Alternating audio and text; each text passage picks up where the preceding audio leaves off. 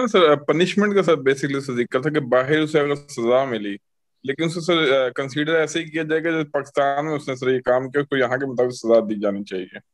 नहीं उधर मतलब मुझे सर टाइटल से ये बता स्पोर्ट में सर कोई ये बता रहा है कि उसका वो मतलब उधर जो ये समझा जाएगा कि इधर पाकिस्तान में ट्रायल होगा उसका, पाकिस्तान में उसका लाजमी ट्रायल होगा, उधर कोई ट्रायल हो ना हो, उधर कोई हो सकता है कोई फंस ही ना हो।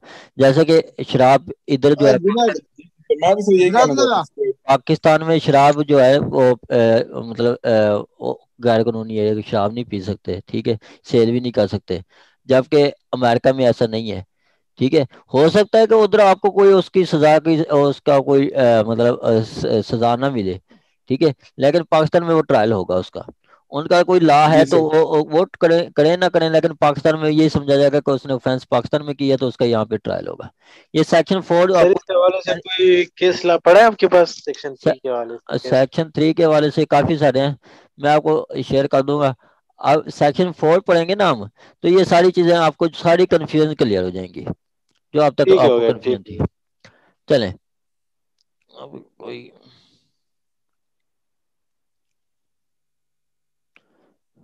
चलें जी, कहता है जी extension two of code extra territorial offences.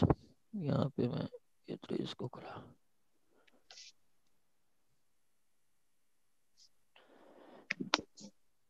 Ji, extension of the provision of this code shall apply to any offense committed by any of the citizen of Pakistan,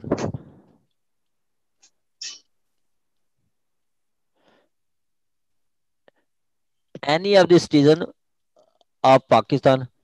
अब वो कहता है कि कोई भी पर्सन पाकिस्तानी सिटीजन कोई भी ऑफेंस कमिट करता है तो उस ये जो पाकिस्तान पिनल कोड के जो प्रोविजंस हैं उस पर्सन पे अप्लाई होंगे, किस पे, जो कि पाकिस्तानी सिटीजन है उस पे अप्लाई होंगे। और any person in the service of Pakistan in place without और बियॉन्ड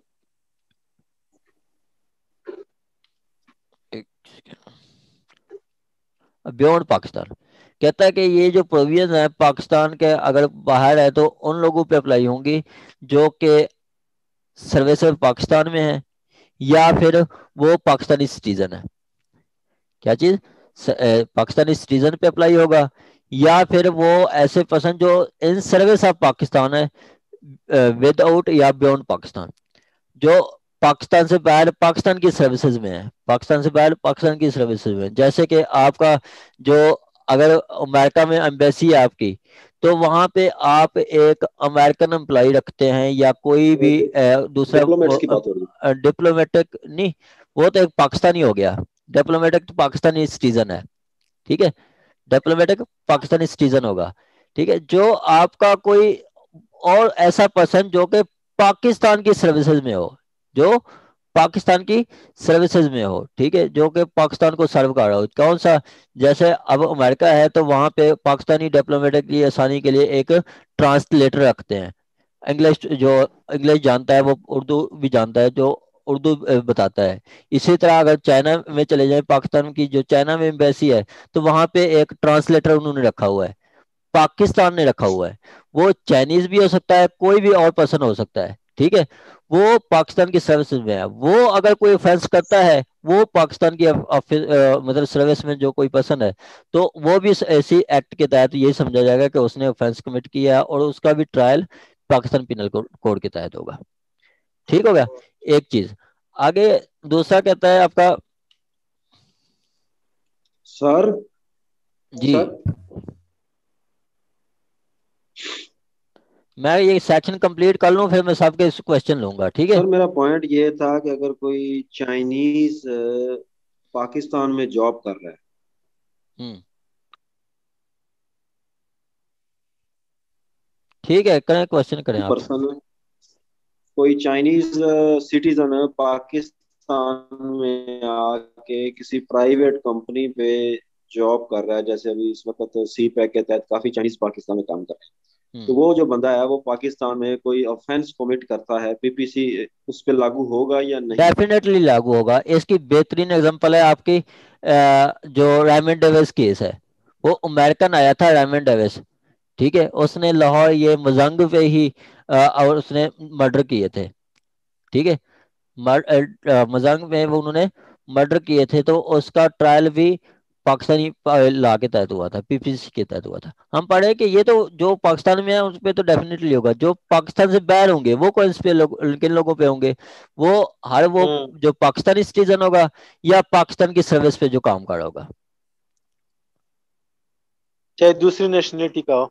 या चाहे दूसरी नेशनलिटी का। जैसे कि पाकिस्तान की सर्विस में अब जो ट्रांसलेटर रखते हैं चाइनीज एम्बेसी में, वो चाइनीज भी हो सकता है, वो आपका कोई जापानी भी हो सकता है, या कोई और हो सकता है जो कि चाइनीज जानता हो, उर्दू जानता हो, कोई भी हो सकता है पाकिस्तान की सर्विस में, ठीक है। जब मेरा सेक्शन कंप्लीट हो जाता है तो मैं खुद पूछता हूँ कि क्या क्वेश्चन है, उस तरह आप क्वेश्चन कर लिया करें। ठीक हो गया। ठीक हो गया सर। एक तो है कि ठीक हो। आपका जो आउटसाइड ऑफ पाकिस्तानी है, एक तो पाकिस्तानी सिटीजन पे, और जो ऐसा लोग पर्सन जो पाकिस्तान की को सर्विसेज दे रहे हैं, ठीक है, पाकिस्तान ने उसको अपॉइंट किया है, हायर किया है, उन पे भी पाकिस्तान पिनल कोड अप्लाई होगा। उसके कहते बाद कहता है कि अगर any person on any ship और aircraft registered in Pakistan wherever it may be, wherever it may be. अब कोई भी पर्सन या कोई भी मतलब जो कि शिप पे है या एयरक्राफ्ट पे है, जो कि वो शिप पाकिस्तान में रजिस्टर्ड है, वो शिप पाकिस्तान में रजिस्टर्ड है, तो ऐसा पर्सन अगर कोई ऑफेंस करता है तो उसको भी पीपीसी के तहत ट्राई किया जाएगा। जैसे कि एक शिप पाकिस्तान में रजिस्टर्ड है, और वो शिप कहीं पे भी हो सकता है, वो आपका कराची के साथ अमेरिका इंडिया के हदूद में हो सकता है, या वो आपका साथ और किसी कंट्री के हदूद में हो सकता है।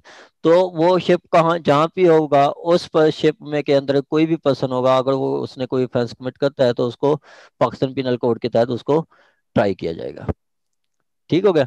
आगे यहाँ पे कहता है कि in this section the word offence include every act committed outside Pakistan, which, if committed in Pakistan, would be an offense punishable under this code। कहता है कि यहाँ पे ऑफेंस से मुराद हर वो एक्ट है जो कि पाकिस्तान से बाहर किसी और मुल्क में किया जाता है, वो ऑफेंस होगा, जो कि अगर वो मतलब पाकिस्तानी लॉ के तहत वो ऑफेंस बनता है तो, ठीक है। Every act committed outside Pakistan which if committed in Pakistan would be an वी offensible punishable under this code. कहते हैं कि ऐसा एक्ट जो कि बाहर किसी मुल्क में किया जाता है, अगर वही एक्ट पाकिस्तान में किया जाता तो वो एक ऑफेंस होता। यहाँ पे ऑफेंस से मुराद बोल ले रहा है, ठीक है। जैसे कि वो अगर कोई बाहर मतलब जाके कोई मर्डर कर देता है, तो पाकिस्तान में भी यही वो मर्डर 302 के तहत ट्राई किया जाता है, तो वो ऑफेंस होगा जो कि उसने उधर एक्ट किया, और पाकिस्तान में भी उसको सजा होगी। इसकी एक दो इलस्ट्रेशन है, वो पढ़ के आपको ज्यादा क्लियर हो जाएगा। कहता है Pakistani subject, a Pakistani subject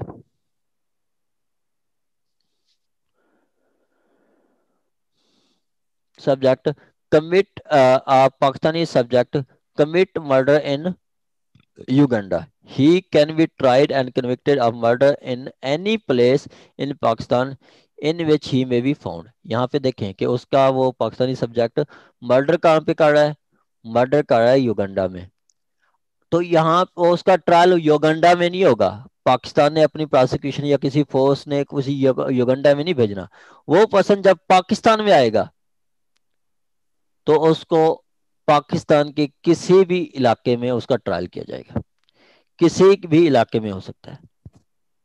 तो सर वहां से एविडेंसेस आएंगे यहाँ पे? नहीं, वहां से क्यों आएंगे? यहाँ से किसी कोई रिपोर्ट करता है, कोई भी रिपोर्ट करता है, तो इन्वेस्टिगेशन उस पर्सन के खिलाफ इन्वेस्टिगेशन लाहौर में होगी या पाकिस्तान में होगी। यहाँ पे एविडेंसेस का क्या तरीकाकार होगा सर? एविडेंस का तरीकेकार यही सीआरपीसी अप्लाई होगी, टोटल सीआरपीसी अप्लाई मिसाल होगी। दो सर इसकी एक, हाँ जी, सर मिसाल दे दो। जी जी सर दे। मोहम्मद आमिर, मोहम्मद आसिफ, सर सलमान बट सब कमिटेड हुए थे, तो उधर को 3 साल से पहले कैद हुई थी, हम्म। तो उधर भुगत के फिर दोबारा से इधर आ गया लाया था, सर उनको सजा मिली थी। हाँ जी, यही मैं आपको पहले भी ये उधर भी बता सर रहा था। भुगत के आए थे, जिसके में से फिर पाकिस्तान। हाँ जी, हाँ जी। तो ये वो प्ली ले सकता है थे डबल जेओपर्डी की, डबल जेओपर्डी नहीं अप्लाई होता, क्योंकि उधर हो सकता है वो ऑफेंस ना हो, लेकिन पीपीसी के तहत वो ऑफेंस है, तो वो ऑफेंस पाकिस्तान में ट्राई होगा। तो लेकिन सर उधर भी सजा मिली, इधर भी सजा मिली, सर ये यही अपना मैं कह रहा हूँ टोटल कि सजाएं भी सर मिल जाती हैं, या सर उधर 3 साल? सर देखे ना, डबल जेओपर्डी कहाँ पे अप्लाई होता है? डबल जेओपर्डी अप्लाई होता है जब आपको एक ऑफेंस में, डबल जेओपर्डी का रूल क्या है कि एक ऑफेंस में आपको 2 दफा ट्राई नहीं किया जाएगा, ना ही आपको 2 दफा सजा दी जाएगी, एक ही ऑफेंस की। ठीक है, एक ऑफेंस की, ठीक है। वो कहते हैं no one should be vexed twice for same cause, for same cause. आप को किसी को पर्सन को इस एक एक्ट की 2 दफा सजा नहीं होगी। तो वहां पे ये पाकिस्तानी लॉज बता रहे हैं, ठीक है, पाकिस्तानी लॉ के तहत है। अगर किसी दूसरे लॉ के कंट्री के लॉ को वायलेट करते हैं तो वो 2 लॉज के तहत हो जाएंगी। अगर every distinct offence shall be tried separately and tried, अलहदा एक अलहदा ऑफेंस को अलहदा ट्रायल किया जाएगा। ठीक है, तो वो पाकिस्तानी लॉ के तहत ऑफेंस है और दूसरे कंट्रीज के तहत कोई और ऑफेंस हो सकती है। ठीक है, तो इसलिए पाकिस्तान ही उसको ट्राई करेगा, दूसरा कोई कंट्री करे या ना करे। ठीक हो गया। आ गया जी आपका सेक्शन 5। सर ये एक मेरा पॉइंट था। एक बंदा पाकिस्तान से चाइना में गया, मेरा जानने वाला था। तो चाइना में उसको बीजिंग एयरपोर्ट पे इन्वेस्टिगेशन अथॉरिटीज जो थी फेडरल की, उन्होंने गिरफ्तार कर लिया, और उसकी जब जामिया तलाशी ली गई तो कुछ हिरवन उससे बरामद हुई, इस तरह का कोई नशे वाला चीजें बरामद हुई। तो वो आज भी चाइना में एज अ प्रिजनर है, उसको 15 साल गुजर चुके हैं चाइना में, उसको सजा हुई है, पता नहीं उम्र कैद हुई है, तो वो आज भी 15 साल से ही प्रिजनर है। तो उसके ऊपर कार्रवाई पीपीसी के तहत नहीं हुई थी, चाइनीज लॉ के तहत हुई थी, वो तो पीपीसी के साथ तो वो, चाइनीज पिनल कोड के तहत। हाँ जी, चाइनीज पिनल कोड के साथ वो कर सकते हैं, उधर उन्होंने ऑफेंस किया तो वो कर सकते हैं। इसी तरह पाकिस्तान में कोई आता है, चाइनीज आ जाए, अमेरिकन आ जाए, तो पाकिस्तानी कंट्री कर सकती है, लॉ ऑफ लैंड। सर ये सी सर और डी भी आप इसमें समझा दें। सर इधर इसमें ये चीज है ना, इसमें कैन का वर्ड यूज हुआ है, इसका मतलब ये है कि पाकिस्तान में भी ट्राई हो सकता है। हम्म। और सर आई थिंक इसमें आगे कमेंट्री में एक्स्ट्राडिशन का वर्ड यूज हुआ है कि इस पे उसके रूल्स, अगर यानी कि उनकी हवालगी की जाएगी, अगर हम उनकी हवालगी के लिए अप्लाई करेंगे एक्स्ट्राडिशन के लिए, जी मैडम, मेरे ख्याल एक्स्ट्राडिशन, में फिर उनको एक्स्ट्राडिशन में यहाँ पर अप्लाई किया जाएगा। अगर हम जी उनकी हवालगी के लिए अप्लाई नहीं करेंगे तो फिर उनको उधर ही सजाएं मिलेंगी, कोई, जैसा कि सऊदी अरब। बिल्कुल ऐसे ही है। एक्स्ट्राडिशन एक इंटरनेशनल एक रूल है एक्स्ट्राडिशन का। एक्स्ट्राडिशन एक इंटरनेशनल लॉ में हमने पढ़ा था, एक ट्रीटी, अगर जिन मुल्कों के साथ हमारी एक्स्ट्राडिशन ट्रीटी है वो लोग रूल फॉलो होंगे, वरना नहीं। अगर अमेरिका लंदन के साथ इंग्लैंड के साथ हमारी एक्स्ट्राडिशन की ट्रीटी है, तो वो हम उधर नवाज शरीफ साहब को या अल्ताफ भाई को वापस बुलवा सकते हैं। अगर उसके साथ ट्रीटी नहीं है तो लंदन हमें, जो इंग्लैंड है वो हमें वापस नहीं करेगा। ठीक हो गया, ये चीज है। चलें जी। सर यानी कि ये ना कि अगर हम उनकी एक्स्ट्राडिशन के लिए अप्लाई नहीं करेंगे, ठीक है, तो वो फिर उधर उधर ही उनको सजा उनके मिल उनकी जाएगी। उनकी कंट्री के, उनका ट्रायल करे या ना करे, उनका उनका है। पाकिस्तानी उसको फोर्स नहीं कर सकती। ठीक है, पाकिस्तानी ट्रायल करेंगी तो इधर पाकिस्तान में करेंगी, या फिर ऐसा भी हो सकता है कि दो कंट्रीज मिल ये के। ना कि वो हवाले, तो सर वो हमारे हवाले करेंगे तो हम हाँ जी, उन पर उसके लिए यहाँ वो यही मैं आपको बता रहा हूँ कि एक्स्ट्राडिशन ट्रीटी होगा फिर ही होगा, एक्स्ट्राडिशन जी ट्रीटी होगा फिर ही होगा। चलें जी, सेक्शन सर लेकिन 5। एक सवाल मैं छोटा सा है सर। सवाल नहीं, फिर हम अ, मैं आपके क्वेश्चन लेता हूँ, सारे क्वेश्चन लेता हूँ। ये सेक्शन 5 के साथ ये चैप्टर कंप्लीट हो जाएगा, फिर मैं आपको क्वेश्चन लूंगा, फिर हम सेक्शन 6 से आगे बढ़ेंगे। ठीक है। कहता है जी certain law not to be affected, certain laws not to be affected, ये बड़ी इंपॉर्टेंट प्रोविजन है, बड़ी इंपॉर्टेंट प्रोविजन है। ये चीज आके उसको मतलब कंप्लीट कर देती है एक सेंस को, ठीक है। कहता है nothing in this act intended to repeal, vary, suspend or affect any of the provision of any act for punishing mutiny or desertion of officers, soldiers, sailor, airmen in the services of state or of any special or local law। यहाँ तक देखना, ये यहाँ तक पढ़े, ये यहाँ तक, nothing in this act shall be intended to repeal, vary, suspend, affect any of the provision of any act for punishing, ठीक है। कोई ये जो कहता है कि पाकिस्तान पिनल कोड जो है, पाकिस्तान पिनल कोड के जो ये प्रोविजंस हैं, ना ही वो किसी भी एक्ट के मतलब रिपील करेंगी, वेरी करेंगी या सस्पेंड करेंगी किसी भी दूसरे एक्ट की, जिसमें अगर आप बगावत की या किसी पुलिस भगोड़े की या आर्मी वाले की या दूसरा नेवी वाले की भगोड़े की आप सजा जो होगी, वो जो सजा दी जाती है उस पर पीपीसी इफेक्ट नहीं करेगी।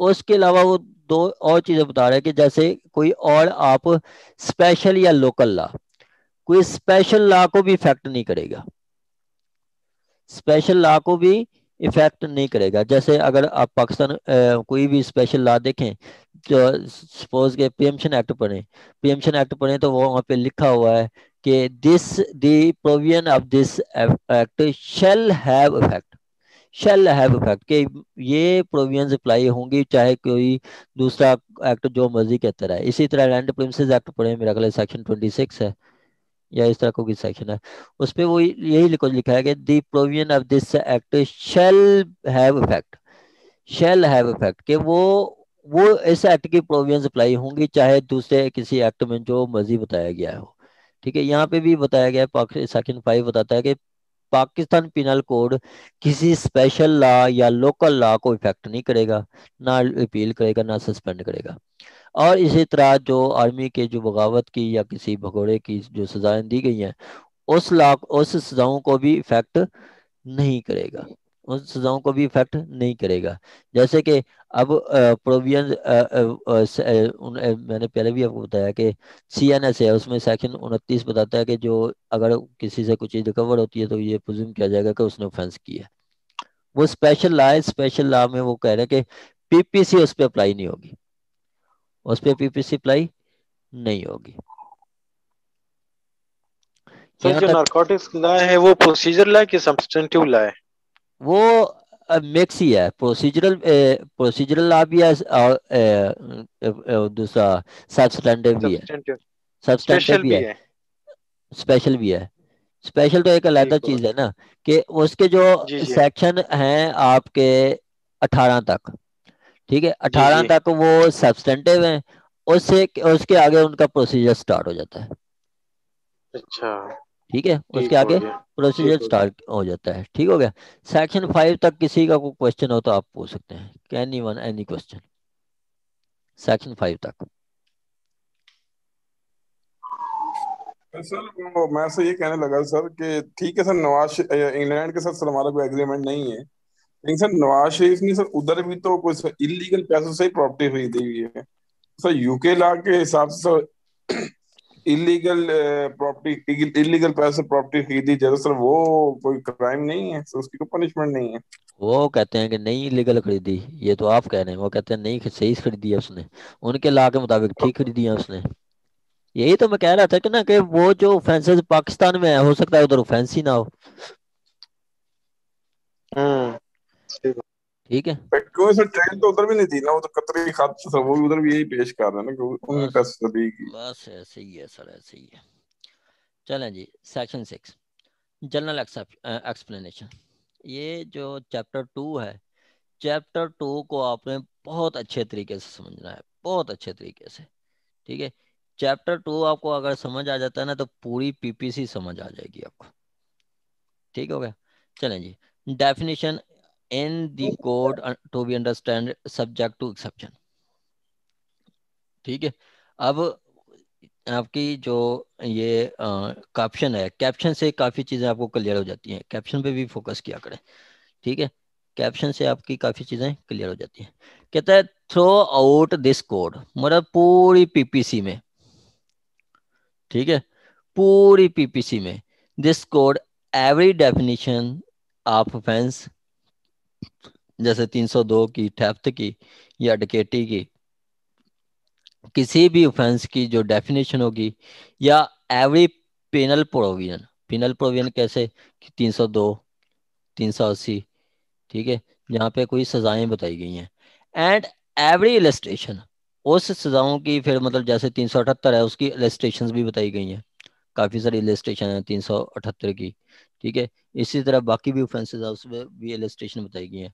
ऑफ एवरी सच ऑफेंस और penal provision shall be understood subject to exception, वो समझी जाएगी, अंडरस्टैंड की जाएंगी subject to exception contain in general exceptions, तो those exceptions are not repeated in definition penal provision और इलस्ट्रेशन। सिंपली वो कहता है कि अगर ये जो सारी प्रोविजंस हैं, ये जो सारी इलस्ट्रेशंस हैं, जो ये सब जो सारी डेफिनेशंस हैं, ये सारी को आप समझा जाएगा कि हर जगह पे मौजूद है, हर जगह पे अप्लाई हो रही हैं, ये सिर्फ आपके जनरल एक्सेप्शंस पे अप्लाई नहीं होंगी, ठीक है, सिर्फ जनरल एक्सेप्शन पे अप्लाई नहीं होंगी, ठीक है। कहता है कि ये जो आपका सेक्शन 6 के बारे में कहता है कि in order to remove all ambiguity and maintain clarity, it has been clearly stated that all definitions, penal provisions and illustration shall be subject to general exception, shall be subject to general exception। Simply वो कहता है कि अगर यहाँ पे जैसे कि जो जैसे ठप्त है, कहता है हु अगर मतलब कोई अगर कोई चोरी करता है तो उसको सजा दी जाएगी 3 साल, ठीक है, 379 में कहा गया है। और इसी तरह कहता है कोई मर्डर करता है तो उसको सजा दी जाएगी मतलब कत्ल की लाइफ या डेथ या 25 साल, ये बताया जाए। लेकिन जो एक्सेप्शन पड़ता है, जनरल एक्सेप्शन में फॉल करता है, उसको उस पे ये प्रोविजन अप्लाई नहीं होगी। जनरल एक्सेप्शन में जो फॉल करता है उस पे ये प्रोविजन अप्लाई नहीं होगी, ये डेफिनेशन अप्लाई नहीं होगी, ये इलस्ट्रेशन अप्लाई नहीं होगी। सेक्शन 6 ये कहता है कि जो भी डेफिनेशंस बताई गई हैं, जो भी प्रोविजंस बताई गई हैं, वो हर जगह पे अप्लाई होंगी, सिर्फ जनरल एक्सेप्शन पे अप्लाई नहीं होंगी। जैसे कि कहता है कि अगर कोई चोरी करता है, डकैती करता है, हर्ट करता है तो उसको सजा दी जाएगी।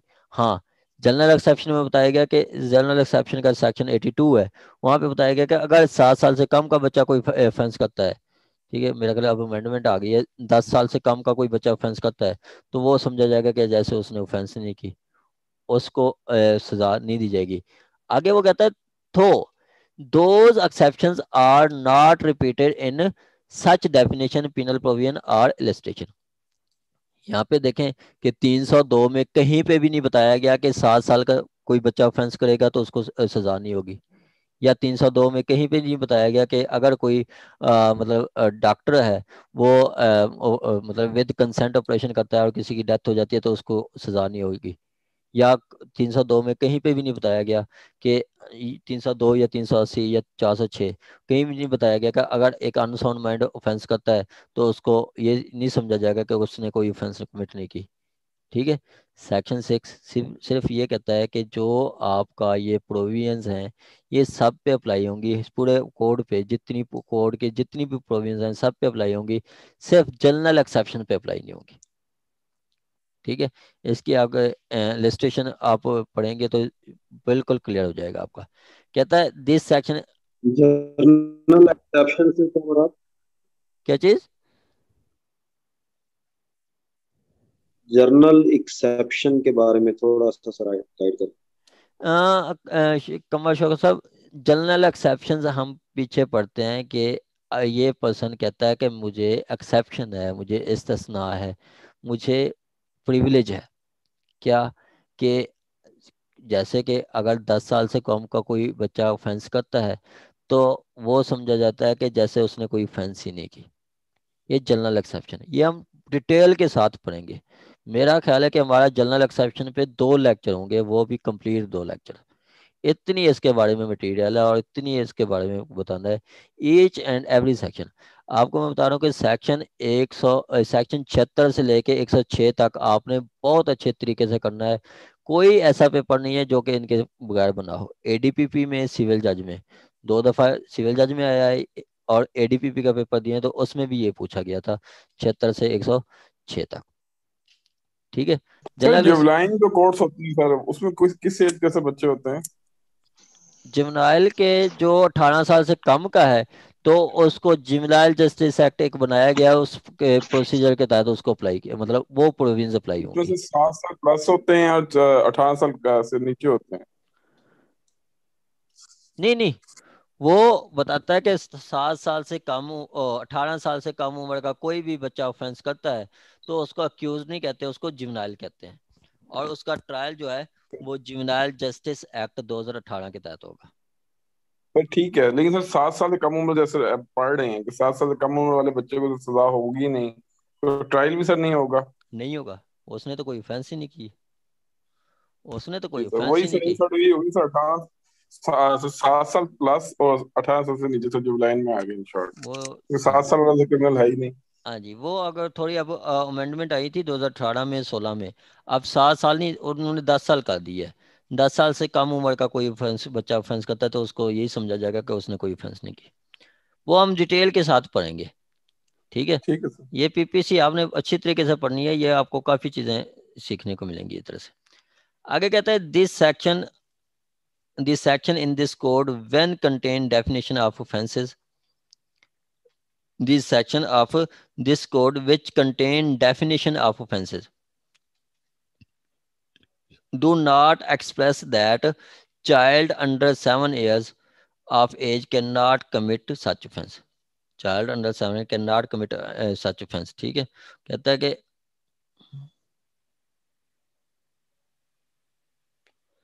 जुवेनाइल जस्टिस एक्ट, अब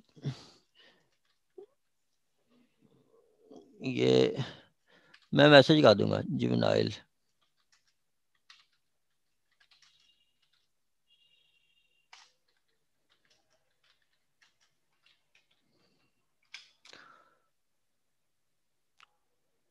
ठीक हो गया। ये कहता है कि कहीं पे मतलब this which contain definition of offence do not express the child under age of 7 can not commit offence but definition are to be understood subject to general exception which provide nothing shall be an offence which is done under the 7 age. ठीक हो गया। कहता है कि ये जो sections हैं code के, कहीं पे ये नहीं बताती हैं कि चाइल्ड जो है वो 7 साल का बच्चा ऑफेंस नहीं करता। जैसे आप ठेफ्ट में पढ़ लें, कहीं पे नहीं बताया गया कि 7 साल से कम का उम्र बच्चा ऑफेंस नहीं करे, मतलब चोरी नहीं कर सकता। कहीं पे नहीं बताया गया, डकैती में नहीं बताया गया, चोरी में नहीं बताया गया, कहीं पे भी नहीं बताया गया। तो हमने ये क्या करना है, हमने समझना लेना है कि वहां पे भी ये सब एक्सेप्शन मतलब फॉलो हो रही है, वहां पे भी एक्सेप्शन ये फॉलो हो रही है। ठीक हो गया। मतलब जो भी डेफिनेशन होंगी, जो भी मतलब प्रोविजंस होंगी, जो भी इलस्ट्रेशन होंगी, वो उनको सही वैसे समझा जाएगा, लेकिन उन पे जो है जनरल एक्सेप्शन का हमने कंसेप्ट रखना है। जो जनरल एक्सेप्शन में फॉल करते हैं ऑफेंसेस, उस पे वो डेफिनेशन, उस पे वो लिस्टेशन वो अप्लाई नहीं होंगी। बाकी आपने देख लेना है। आगे है जी सेक्शन 7। सेक्शन 7 मोस्ट इंपॉर्टेंट, इसको आपने अच्छी तरीके से समझना है। ठीक है। इसको आपने अच्छे तरीके से समझना है। ये आपका जो समझने के टोटल पीपीसी इस सेक्शन पे फॉल करती है। ठीक है। ये आपको अच्छी तरह समझना है। कहता है sense of expression once explained. कहता है every expression which is explained in any part of this code. ठीक है। Any part of this code, कोई भी एक्सप्रेशन जो कि एक पार्ट में डिफाइन किया गया है, is used in every part of this chapter it this code. कहता है कि कोई एक्सप्रेशन एक पार्ट में, एक सेक्शन में या एक चैप्टर में बताया गया है, तो बाद में भी वही एक्सप्रेशन लिया जाएगा इन कन्फर्मेटी विद एक्सप्लेनेशन। अगर उसको कन्फर्मेटी एक्सप्लेनेशन, जो कि उसके अगर कोई कन्फर्म एक्सप्लेनेशन आ जाती है उसमें कन्फर्म कर देता है दो ही। ठीक है। एक्सप्रेशन क्या है, इसको अगर आप रेड विद करें सेक्शन 27, ठीक है, या 23 और 22, सेक्शन 27 क्या कहता है? 27 ये कहता है, मैं आपको 27 पे लेके चलता हूँ, फिर आपको एक्सप्रेशन का पता चलेगा, फिर आपको एक्सप्रेशन का पता चलेगा।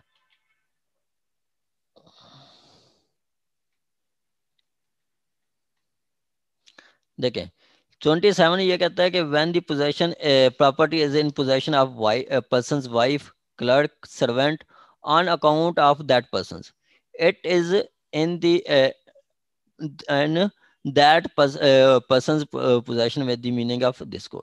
कहता है कि जब कोई प्रॉपर्टी एक शख्स की बीवी के पास है, एक शख्स के क्लर्क के पास है, एक शख्स के मुलाजिम के पास है, जो कि उस शख्स ने रखी हुई है, ठीक है, जो कि उस शख्स ने रखी हुई है, तो यही समझा जाएगा कि जो प्रॉपर्टी उसकी बीवी के पास नहीं है, उस पर्सन के खुद के पास है, उसके नौकर के पास नहीं है, वो उसके पास है, ठीक है। ये क्या है? ये एक्सप्रेशन है, ठीक है। क्या है? ये एक्सप्रेशन है। जहां पे भी पोजेशन बात आएगी वाइफ की, क्लर्क की, जैसे कि आगे अब हम देखेंगे 409 भी है, सेक्शन 409, 408, ठीक है, कि जब कोई प्रॉपर्टी वो सर्वेंट के पास रख देते हैं, ठीक है, तो क्या समझा जाएगा कि वो उस पर्सन के पास है।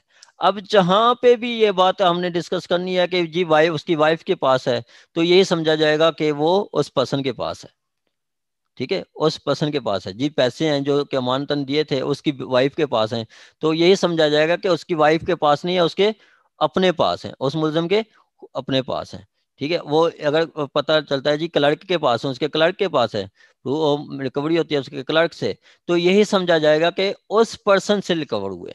ये क्या है? ये एक्सप्रेशन है।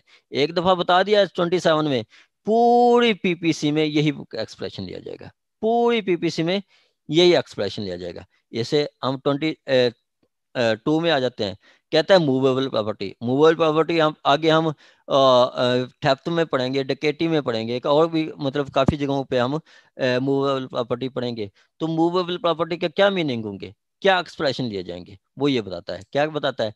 कहता है the word movable property are intended to corporal property of every description. Corporate property of every description. Corporate property क्या होती है? वो प्रॉपर्टी जो जिस्मानी, जिसको हम हाथ लगा सकते हैं, जिसको हम छू सकते हैं, जैसे कि कैश, पैसा, कैश, वो आपकी मूवेबल प्रॉपर्टी होगी। आपकी गाड़ी क्या मूवेबल प्रॉपर्टी होगी, ठीक है। ये एक्सप्रेशन है, ठीक है, कॉर्पोरेट प्रॉपर्टी। अब यहाँ पे वो क्लियर कर रहा है कि ये corporate property intellectual property movable property में नहीं आएगी, इंटेलेक्चुअल प्रॉपर्टी मूवेबल प्रॉपर्टी में नहीं आएगी। वो प्रॉपर्टी जो कि हम कॉर्पोरेट नेचर कॉर्पोरेट प्रॉपर्टी होगी, जिसको हम देख सकते हैं, हाथ लगा सकते हैं, जिस्मानी जो होती है, ठीक है, तो उसको कॉर्पोरेट प्रॉपर्टी कहेंगे, मूवेबल प्रॉपर्टी कहेंगे। ये पूरी पीपीसी में यही एक्सप्रेशन लिया जाएगा, पूरी पीपीसी में ये एक्सप्रेशन लिया जाएगा। आगे और भी काफी इलस्ट्रेशन है, लेकिन हमारे पास इतनी टाइम नहीं है, हमने काफी सारा सिलेबस कवर करना है। अच्छा, तो ये क्या बता रहा है? Sense of expression. क्या जी? एक्सप्रेशन, सेंस ऑफ एक्सप्रेशन के मतलब जो एक चीज एक दफा बता दी गई है कि इसके मीनिंग ये है, तो पूरी पीपीसी में वही आपके लिए जाएंगे, वही एक्सप्रेशन लिए जाएंगे, वही आपको वही समझा जाएगा। क्या? वही आपको मतलब एक्सप्लेनेशन लिया जाएगा। आगे इसकी एक एक्सेप्शन भी है। मतलब एक्सेप्शन क्या है? कहता है इन कन्फर्मेटी विद द एक्सप्लेनेशन। अगर किसी एक्ट में आगे जाके जैसे पीपीसी में वो मूवेबल प्रॉपर्टी को एक्सप्लेन कर देता है कि जी मूवेबल प्रॉपर्टी के ये मीनिंग है, तो उसी एक्सप्लेनेशन के तहत होगी। अगर उधर कोई एक्सप्लेनेशन नहीं देते तो मूवेबल प्रॉपर्टी को हम सही ये समझेंगे कि any movable property of corporeal nature, ठीक है, कार्पोरल प्रॉपर्टी। ये होगा आपका सेक्शन 7। सेक्शन 7 तक किसी का कोई क्वेश्चन हो तो आप पूछ सकते हैं। 2 मिनट रह गए हैं, मैं फिर नई मीटिंग स्टार्ट कर दूंगा। नई मीटिंग हमारी सर चलेगी तो 10:30 बजे इंशाल्लाह हमारी इंग्लिश की क्लास होगी। आज इंग्लिश की सर ये पूछना था सर, ये 7 साल से नीचे या 10 साल से नीचे, सर सर इसमें सर बंदा तो सर मार दिया, कत्ल कर देगा सर बच्चे ने, 7 साल या 10 साल के बच्चे ने। सर ये है कि उसको उकसाने वाले ने, सर उसका ट्रायल होगा या सर क्या होगा, या सर बिल्कुल कोई ट्रायल नहीं होगा? क्या चीज? तो देखें सर, अनसाउंड माइंड है या सर बच्चे ने किसी ने कत्ल कर दिया है, इन शॉर्ट कत्ल किया है। लेकिन सर किसी, अगर सर गुजारी बात है, उसके अपना दिमाग तो बच्चे का होता नहीं, ना अनसाउंड माइंड का होता है। तो उसको जिसने उकसाया है बेसिकली, या किसी ने कहा है, सर उसके खिलाफ ट्रायल चलेगा फिर? सर जी ये जी 109 में हम बिल्कुल, ये पढ़ेंगे हाँ जी, ये आगे तो हम पढ़ेंगे। ये अबैटमेंट में, अबैटमेंट सेक्शन 107 से ऑनवर्ड वो यही समझा जाएगा कि वो पर्सन, चाहे अगला बंदा ऑफेंस करता है, जैसे आपने अदील अहमद 7 साल के बच्चे को या 5 साल के बच्चे को कहा कि जाके उस पर्सन को फायर मार दो, ठीक है, तो ला तो ये कहता है कि 7 साल वाला कोई बच्चा कोई ऑफेंस नहीं कर सकता, उस पर कोई एक्ट है तो वो ऑफेंस भी नहीं है। लेकिन अबैटमेंट में ये बताया गया कि वो आप पे जो है वो 302 लग जाएगी, आप पे 302 की अबैटमेंट लग जाएगी। आपने नासिर साहब को कहा कि ये जी मैं आपको 5 लाख देता हूँ, आप जाके ना अली मलिक का मर्डर करो। नासिर कहता है नहीं मैंने नहीं करना, मैं तो मेरा अली मलिक तो मेरा दोस्त है, ठीक है। तो नासिर मना कर देता है, कहता है मैंने नहीं करना, फिर भी आप पे 302 की अटेम्प्ट का मतलब चार्ज लग जाएगा। अगला पर्सन करे या ना करे, ये मैं डिटेल के साथ आपको अबैटमेंट पढ़ाऊंगा, ठीक है। सर एक कंफर्मेशन विद एक्सप्लेनेशन के बारे में बताया कि जहाँ पे मूवेबल प्रॉपर्टी होगी वहां पर अगर एक्सप्लेनेशन हुई तो वही समझा जाएगा। देखें